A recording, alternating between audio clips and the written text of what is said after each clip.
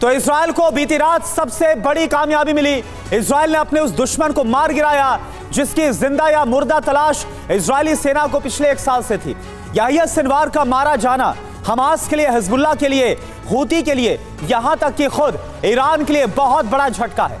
Hamas की top leadership का लगभग खात्मा हो गया है। पहले मोहम्मद दाइफ को मारा गया जो हमास का मिलिट्री चीफ था। ये देखिए एक एक करके इजराइल के सभी दुश्मनों को हम आपको दिखा रहे हैं जिनका अंत इजराइल ने किया। फिर हमास चीफ इस्माइल हानिया को ईरान की राजधानी तेहरान में मारा गया।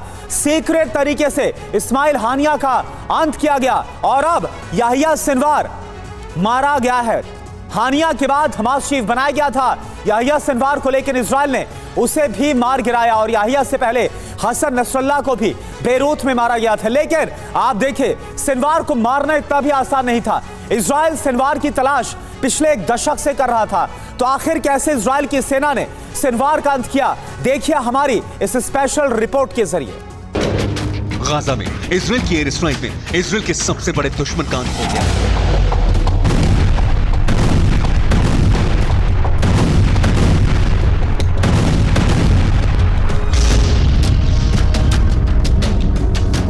सात अक्टूबर के मास्टरमाइंड का खात्मा हो गया।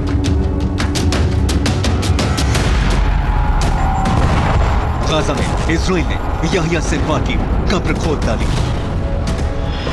एक एक कर सब मारे गए। इजराइल ने हमास के ताबूत में आखिरी कील ठोक दी।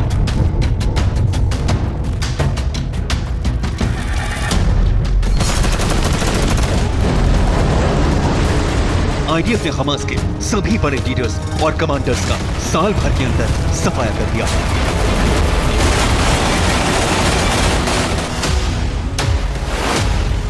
इजराइल की मीडिया रिपोर्ट्स के मुताबिक याहिया सिनवार के मारे जाने की पुष्टि डीएनए जांच में भी हो गई है। इजरायली सुरक्षा एजेंसियों के मुताबिक गाजा से भागने की फिराक में था याहिया सिनवार। फर्जी कागजात और कुछ कैश भी बरामद किया गया।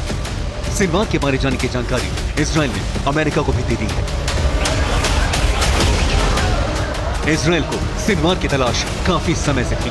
यह हमास का वो लीडर था जो इजराइल की वांटेड लिस्ट में सबसे ऊपर था।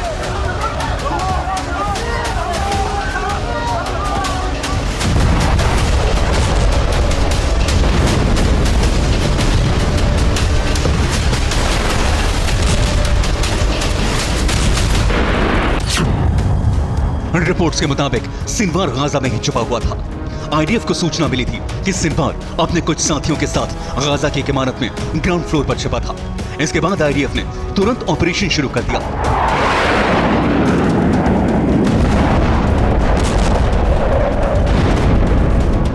इजराइल के स्ट्राइक के बाद इमारत के कुछ हिस्से ध्वस्त हो गए। इसके बाद इजरायली सेना जैसे ही बिल्डिंग के अंदर पहुंची, वहां एक शख्स हूबहू सिनवार की तरह नजर आया। आईडीएफ ने पहले बताया कि उसने सटीक हमले में हमास के 3 लड़ाकों को मार गिराया है, लेकिन उनमें से एक के बारे में कहा गया कि वो याहिया सिनवार हो सकता है।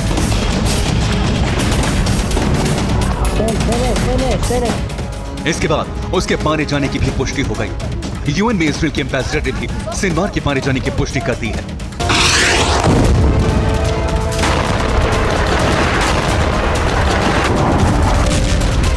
फॉरेंसिक टीम के मुताबिक सिनवार की मौत के बाद यह पहचान करना मुश्किल हो रहा था कि आखिर मारा गया शख्स सिनवार ही है या कोई और। ऐसे में उसके दांतों से उसकी शिनाख्त की गई। सिनवार को खान यूनिस का कसाई कहा जाता था। सिनवार बंधकों को शील्ड की तरह इस्तेमाल करता था।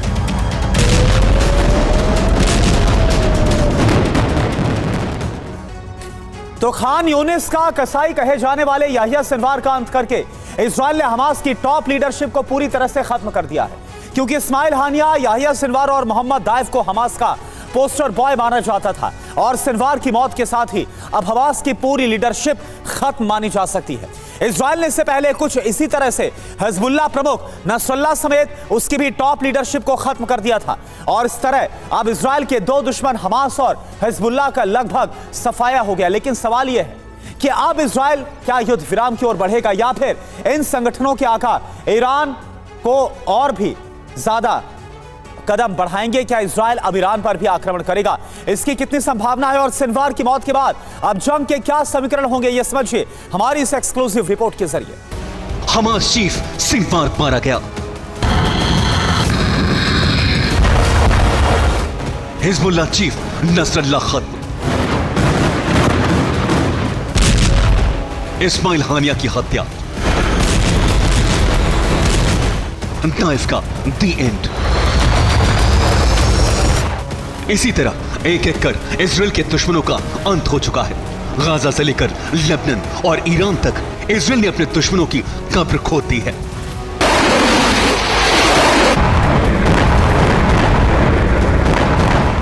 आसमान से जबरदस्त बमबारी, जमीन पर विध्वंसक ग्राउंड ऑपरेशन।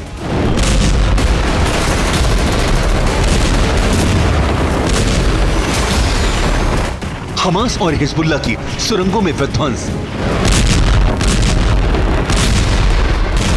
इजराइल ने इसी तरह विध्वंसक बमबारी कर वो कर दिया जिसे असंभव और अकल्पनीय कहा जा रहा था।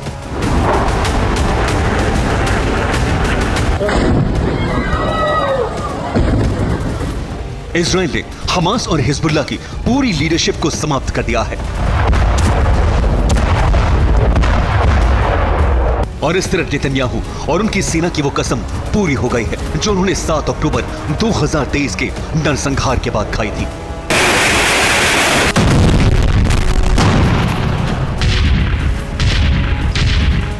पिछले साल 7 अक्टूबर को इजराइल में हमास के रक्तपात के बाद नेतन्याहू ने कैमरे के सामने आकर कहा था कि इजराइल इस नरसंहार का ऐसा बदला लेगा जिसकी कल्पना किसी ने नहीं की होगी। नेतन्याहू ने कहा था कि अब इजराइल हमास को पूरी तरह से खत्म करके ही दम लेगा।